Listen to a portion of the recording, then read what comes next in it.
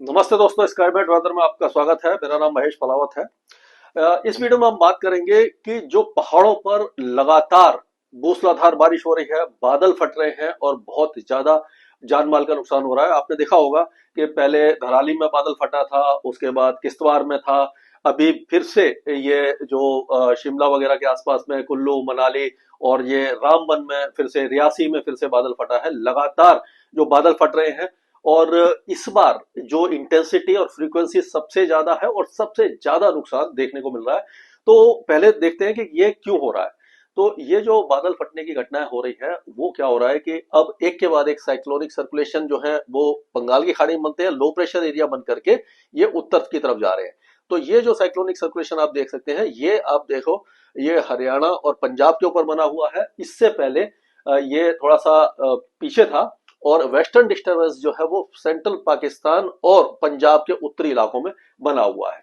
तो ये जो दो वेदर सिस्टम है, इनके इंटरेक्शन से इसमें क्या हो रहा है कि आप देखेंगे कि हवाएं जो है यहां से आप देखिए, ये पूरी ये अरब सागर से भी आ रही है और ये बंगाल की खाड़ी से भी आ रही है। तो नमी ये पहाड़ों पर लगातार पहुंच रही है।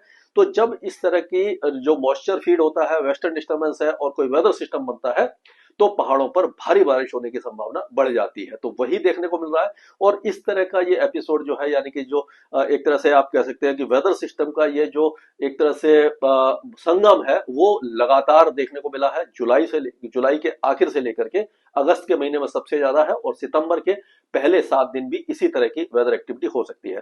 तो अगर देखा जाए तो ये कारण है कि इनका जो इंटरेक्शन है, इसके कारण ये हो रहा है। और इस समय अगर मैं आपको दिखाऊं कि जो फोरकास्ट है, उसमें भी आप देखिए कि ये बादल फटने की घटनाएं अभी भी हिमाचल प्रदेश और उत्तराखंड के कुछ इलाकों में अगले 24 घंटों के दौरान हो सकती है।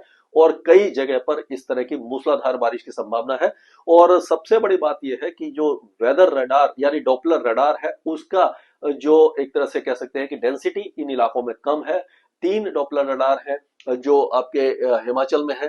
तो ये कम से कम 10 डॉपलर रडार हिमाचल में और 10 ही कम से कम उत्तराखंड में होने चाहिए। और 7-8 जो है वो जम्मू कश्मीर में होने चाहिए, जो 50 किलोमीटर रेडियस के हो, जिससे कि नाउकास्ट किया जा सके। क्योंकि जो इस समय रडार है उनकी जो डेंसिटी है कम है, पूरे इलाके को वो कवर नहीं कर पाते, जिससे नाउकास्ट मिल जाए और आपको सही जानकारी 2-3 घंटे पहले हैवी रेनफॉल की मिल जाए। इस समय ये तो फोरकास्ट है, रेड अलर्ट सिचुएशन हमारी तरफ से है, स्काईमेट की तरफ से, कि हिमाचल प्रदेश, उत्तरी पंजाब और उत्तराखंड के कुछ इलाकों में बादल फट सकता है या मूसलाधार बारिश के कारण ये जो नुकसान है वो हो सकता है। लेकिन पिन पॉइंट करना, यानी किस इलाके में किस समय तेज बारिश होगी, वो डॉपलर रडार की मदद से ही होता है।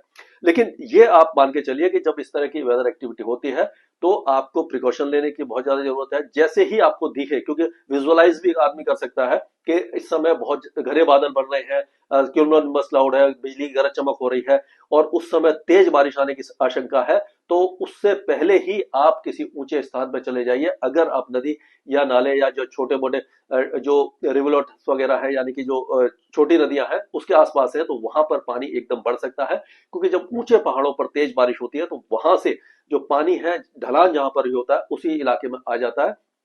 और ये जो इतनी वेलोसिटी होती है, उसकी फोर्स इतनी ज्यादा होती है कि साथ में जितने भी पेड़ हैं, मिट्टी है, चट्टाने हैं, सबको अपने साथ बहाता हुआ लाता है। और वो जब निचले इलाकों में पहुंचता है तो वो एक तरह से फैल जाता है और काफी ज्यादा इलाके को वो नुकसान पहुंचाता है। और इस समय लगातार बारिश हो रही है, तो इससे क्या हो रहा है कि जो जमीन है वहां की सैचुरेटेड हो चुकी है, वहां पर पानी और ज्यादा, जमीन सोख नहीं पा रही है, तो कटाव हो रहा है।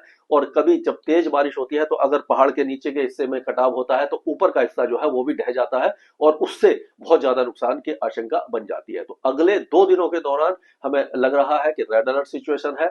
उसके बाद भी ये कम से कम पहला जो सप्ताह है सितंबर का, उसमें बहुत ज्यादा आपको रिलीफ नहीं दिखाई देगा।